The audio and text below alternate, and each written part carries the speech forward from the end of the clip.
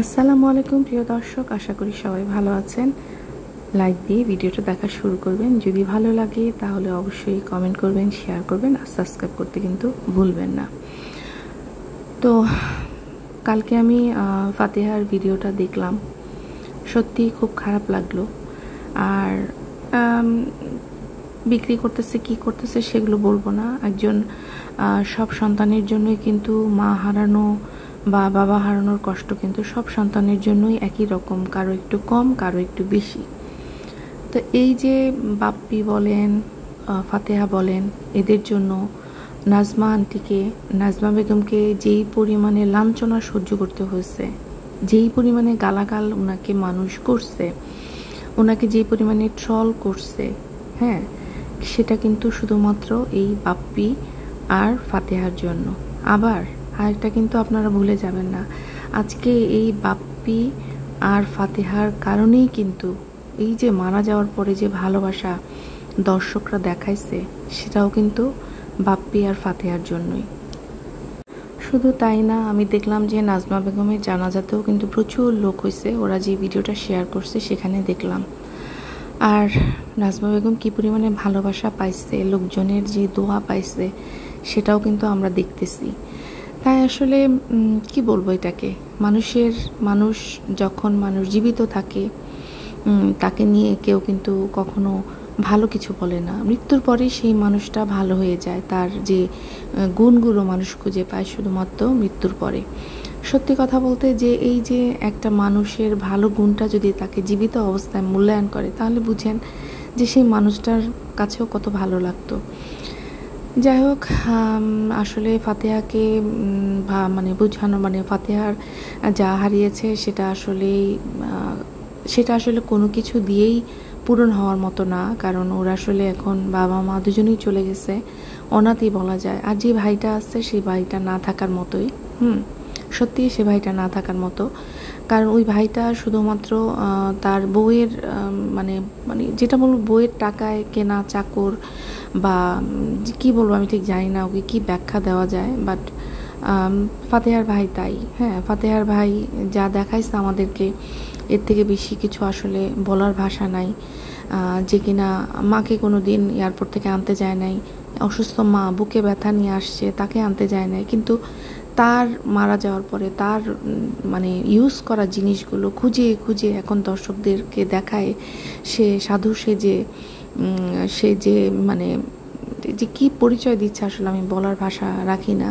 আশা করব ফাতেহা যেন এগুলো না করে, তাহলে ফাতেহার প্রতিও যে সহানুভূতি সেটা থাকবে না। তো আসলে শোকটা দেখানোর কিছু নাই। শোক হচ্ছে বাবা মার জন্য, শোকটা বাবা মার জন্য নামাজ পড়বে, দোয়া করবে, এটাই হচ্ছে শোক। লোক দেখানোর শোক করে কি লাভ, তাই না? লোক দেখানোর শোক তো আল্লাহ পছন্দ করে না। তো এই আর কি, এটাই বলবো। আর ওইদিকে দেখলাম যে শারমিনের কালকের ভিডিও দেখলাম। এই যে শারমিন বলেন, বিল্লাল বলেন, এই যে আমাদের কাছে শেয়ার করতেছে বন্ধক রেখে। বিল্লাল যেমন মিথ্যা কথা বলছে যে মামলার কারণে বন্ধক রেখে আনছে, সেখানে আবার শারমিন বলছে ভাইয়ের জন্য, ভাইকে টাকা দেওয়ার জন্য বন্ধক রেখে টাকা আনছে। দুইটাই ভুয়া আমার কাছে মনে হয়েছে। ভুয়া কেন জানেন? এই যে শারমিন যে গেল, আপনাদেরকে বলল যে যখন জিনিস বিক্রি করি সেটা খারাপ, যখন কিনি সেটা খুব ভালো, সেটা সুসংবাদ, সেই জন্য সেটা শেয়ার করতেছে। তো সে যখন উঠাইতে গেছে, আপনাদের কাছে কিছু শেয়ার করছে, একটা স্বর্ণের দোকান দেখাইলো, সেই স্বর্ণের দোকান তাও আবার উল্টা পাল্টা আপসাইড ডাউন করে সেই ভিডিওটা কয়েক সেকেন্ডের জন্য আপনাদেরকে দেখাইলো। তারপরেই দেখাইলো সে বাসায়। নর্মালি ওরা কিন্তু স্বর্ণের দোকানে গেলে A to Z দেখায়, কি কিনলো না কিনলো, কোনটা থেকে ব্যাটার সাথে কথাবার্তা হইতে শুরু করে সব কিন্তু দেখায়। নাম্বার 1, ওরা বললো ওরা অন্য দোকানে গেছে, হয় সেই দোকানের যে লোক সে পছন্দ করে নাই যে ভিডিও করবে, দোকানের ভিডিও করবে, সেটাও খুব না। কারণ হচ্ছে গিয়ে এই এখনকার লোকজন জানে যে ইউটিউবাররা বিভিন্ন দোকানে দোকানে গিয়ে হানা দিয়ে ভিডিও করে। সো এটাও মনে হয় না ওই লোকের জন্য খুব একটা কোনো ব্যাপার হবে। কিছু কিছু দোকানে আমি দেখছি বাংলাদেশে, যেমন যেগুলো ফেসবুকে মোটামুটি লাইভ করে, ব্র্যান্ডের দোকান, তারা তাদের দোকানের যে জামাগুলো সেগুলো তারা ছবি তুলতে দেয় না। জানি না এটা কিসের পলিসি, ওদের কি ধরনের পলিসি সেটা ওরা দেয় না। সেটা খেয়াল করলাম। তো এটাতে তো সেরকম কোনো ব্যাপার ছিল না, তাহলে শারমিন কেন দেখাইতে পারলো না আমাদেরকে? এরা না আসলে হচ্ছে কি একটা কোনো টাইটেল দিয়ে একটা কন্টেন্ট বানায় ফেলে, আর দর্শকরাও সেটা খায়, ঠিক আছে? ও এত এত টাকা ইনকাম করে, আর ওকে জমি বন্ধক দিয়া ওরে 20,000 টাকা বা ওরে 1 লাখ টাকা দিতে হবে, এটা কি একটা ফাও কথা না? বলেন, একটা ফাও কথাই তো। তারপর হচ্ছে রাজের ভিডিও দেখলাম, যে রাজ আবার সে বসছে। একবার এর আগে ইউটিউব ছেড়ে দিবে করে বেশ কিছুদিন ভিডিও দেয়নি। ইউটিউব ছাড়তে পারবে না, কারণ ইউটিউব থেকেই তার ইনকাম, এটা কখনো সে ছাড়তে পারবে না চাইলেও। আর এছাড়া তার আর কোনো ইনকাম নাই। আর সে বুঝে গেছে বাসায় বসে বসে একটু ভিডিও ছাড়লেই ভিউজ, আর সেখান থেকে তার টাকা। সো এটা 100% শিওর যে সে কখনো ইউটিউব ছাড়তে পারবে না। হয়তোবা কোনো মানসিক কী বলে এটাকে, কোনো স্ট্রেসের কারণে বা মানসিক কোনো চাপের কারণে হয়তো বা কয়েকদিন সে ভিডিও দিবে না। কিন্তু এই যে 2 দিন পর পরে যে এই ধরনের একটা নাটক করে, এই যে সে একটা আত্মহত্যার নাটক করছে, বা যদি সে সত্যিও করে থাকে, প্রচণ্ড রকমের একটা মানে জিনিসকে সে মানে ইউটিউবে মানে মার্কেটিং করছে, যেটা খুব খারাপ।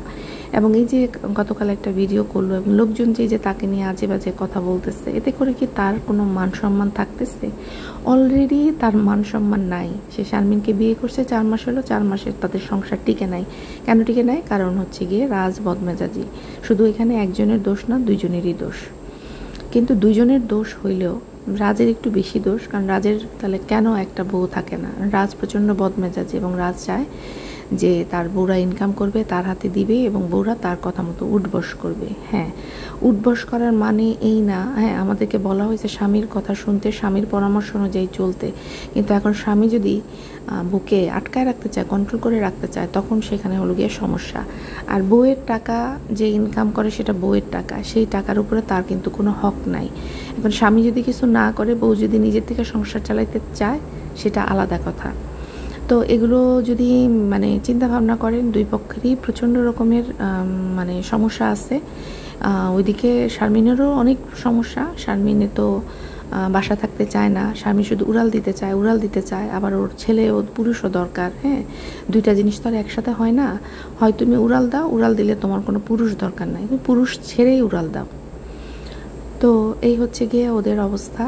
আর রাজের আসলে নিজেকে নিজের সম্মান অলরেডি চলে গেছে, এখন নিজেকে কন্ট্রোল করা উচিত। বয়স হয়েছে, নিজের যাই হোক বাবা মার কথা চিন্তা করা উচিত। বাবা মার জন্য কিন্তু এটা একটা মেন্টাল প্রেশার। একটা সন্তানের উপরে সন্তান যদি এই ধরনের কাণ্ড কারখানা বয়স্ক বাবা মার সামনে করে, হ্যাঁ, তখন সেই বাবা মার জন্য কিন্তু খুব কষ্টের। তার মাকে দেখবেন, মার এই যে একটা তার প্রেশার পড়ে গেছে। এখন তো তার প্রেশার নেওয়ার কথা না, এখন তার আরামাইশ করা, রোজা, রমজানের মাসে তার এখন দোয়া খায়রাত করার কথা, ইবাদত করার কথা। সেখানে তাকে এখন এই রান্না বান্না নিয়ে দৌড়াইতে হইতেছে, এই রান্না করো, সেই রান্না করো। এটা তার জন্য একটা মেন্টাল প্রেশার। আজকে সে ভাবছে যে তার ছেলেকে বিয়ে করাইছে, ছেলের বউ রান্না বান্না করবে, সে হয়তো একটু টুকটাক হেল্প করবে, বাট তার মনে একটু থাকবে, কিন্তু সেটা তো হইল না আলটিমেটলি। কি বলবো দর্শক বলেন? হ্যাঁ, এখন যদি আমরা বলি যে হ্যাঁ অভিনয় করতেছে, অভিনয় হয়তো আমি বলবো যে হয়তো অভিনয় না, কিছুটা তো অবশ্যই তার সাথে কিছু তো হচ্ছেই। দর্শক একটা জিনিস মনে রাখবেন, যারা সোশ্যাল মিডিয়ায় আছে তারা যে টাকা ইনকাম করে বলেই যে তারা খুব ভালো আছে তা কিন্তু না। তারা যে নেগেটিভ কমেন্টগুলো পায়, একটা নেগেটিভ কমেন্ট কিন্তু মানুষের মেন্টালি মানুষকে কিভাবে হ্যারাস করে সেটা বোধহয় যারা নেগেটিভ কমেন্ট পায় তারাই জানে, ঠিক আছে? তো সেই জন্য অত সোজাও না, তাকে বিভিন্নভাবে মেন্টালি যে নেগেটিভ কমেন্টগুলো করে সব কিছু আমাদের সাথে শেয়ার করে না, কিন্তু নেগেটিভ কমেন্ট তাকে করা হয়। আর শারমিনদের পরিবার থেকেও তার হুমকি ধামকি কিন্তু এখনও থামে নাই। সো এটা অবশ্যই একটা মেন্টাল প্রেশার। তাই আসলে হয় কি, আমরা যে ভিডিও করি আমাদের এমনভাবে ভিডিও করা উচিত যে আমরা ভিডিওতে দেখি, সমালোচনা করি, ভালো মন্দ বলি, কিন্তু আজে বাজে কথা আসলে আমাদের না বলাই ভালো। এটা আমি মনে করি, আমিও বলে ফেলি যখন মনে হয় যে না এই খারাপ করতেছে, বলে ফেলি। আসলে বলাটা ঠিক না। প্রত্যেকটা মানুষেরই ভিতরে কি হচ্ছে, পারিবারিকভাবে কি হচ্ছে, আমরা কিন্তু কিছু জানি না দর্শক। তারপরে আরেকটা কথা যেটা আসলে না বলি না, সেটা হচ্ছে গিয়ে একটা মানে চ্যানেল আছে, সেটা আপনাদের সাথে একটু শেয়ার করি। আমি আজকে খেয়াল করলাম যে তানভীর হ্যাপি নামে একটা মানে হ্যাপি নামে মেয়েটা হিন্দু ছিল প্রথমে।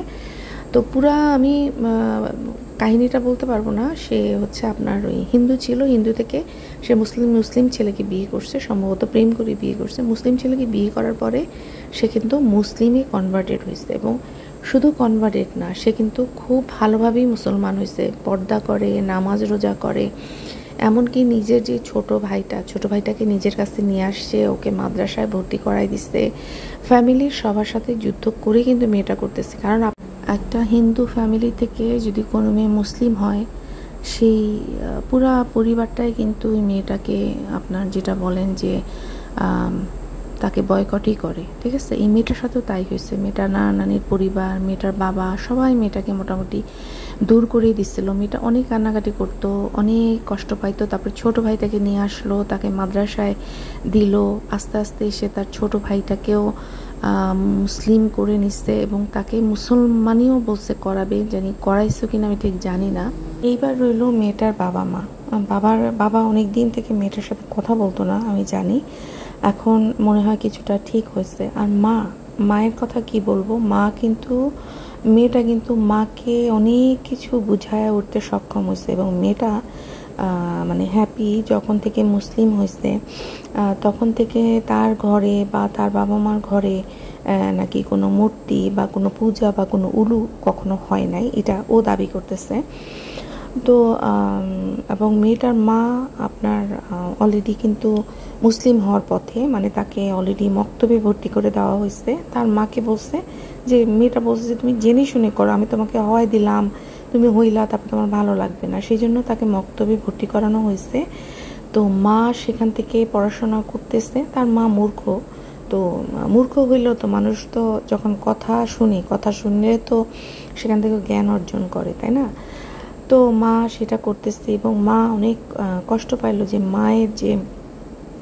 মা তার বাবা মার থেকে 4-5 বছর ধরে তার বাবা মার সঙ্গে দেখা করতে পারে না, তার শ্বশুর শাশুড়ির সঙ্গে তাদের সম্পর্ক নাই। হ্যাঁ, শুধুমাত্র তার মেয়ে মুসলিম ধর্ম গ্রহণ করছে বলে, এবং তারা মুসলিম ধর্ম গ্রহণ করার পথে এই একটা অপরাধের কারণে তারা কিন্তু আজকে তাদের ফ্যামিলি থেকে অনেকখানি দূরে। এটা কিন্তু খুব সহজ কথা না এই মেয়েটার জন্য। হ্যাঁ, এবং একটা জিনিস দেখেন, আল্লাহ যদি হেদায়েত না করতো ওই মেয়েটাকে বা মেয়েটার মাকে বা মেয়েটার ভাইকে, তাহলে কিন্তু এই পথে আসা তো সহজ হতো না। তো মেয়েটার মা এখনো শাখা পরে আছে, সিঁদুর সে খুলে ফেলছে। শাখা পরা নিয়ে অনেকেই বলতেছে যে অভিনয় করে, মানে ওরা জাস্ট ভিউজের জন্য। কারণ সবাই তো খুব কনভিন্স না, একটা মেয়ে তার মাকে তার ভাইকে মুসলিম হতে সাহায্য করতেছে, কনভিন্স করতেছে পুরো ফ্যামিলির বিরুদ্ধে লড়াই করে। কারণ এটা কিন্তু খুব সোজা না, সনাতন ধর্মের কেউ কিন্তু খুব সহজে মুসলিম হয় না। আর যদি মুসলিম হয় তাদের লাইফটা কি হয়, এটা কিন্তু আমরা এরকম অনেক উদাহরণ আছে। ওরা কিন্তু সহজে ফ্যামিলি কিন্তু মেনে নেয় না ওদেরকে যদি মুসলিম হয়ে যায় একবার।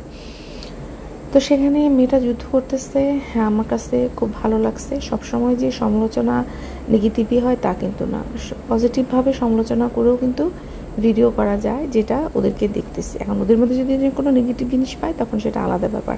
এখন পর্যন্ত আমার কাছে বেশ পজিটিভ মনে হইতেছে, যার কারণে আপনাদের সাথে শেয়ার করলাম। কারণ আমি আজকে একটা ভিডিও দেখলাম, মানে একটুখানি আমার কাছে আসছে, সেখানে দেখলাম যে ওর মা অনেক পান খাইতো, প্রচুর পান খাইতো, হয় না অনেকে আছে না পানখোর, তো সে পান খাইতো, সেই পানটাকেও পর্যন্ত সে স্যাক্রিফাইস করতেছে রোজা রেখে। যদিও সে এখনো মুসলিম হয় নাই, কিন্তু সে সব কিছুই ট্রাই করার চেষ্টা করতেছে, সব কিছুই সে স্বাদ নেওয়ার চেষ্টা করতেছে যে কীরকম।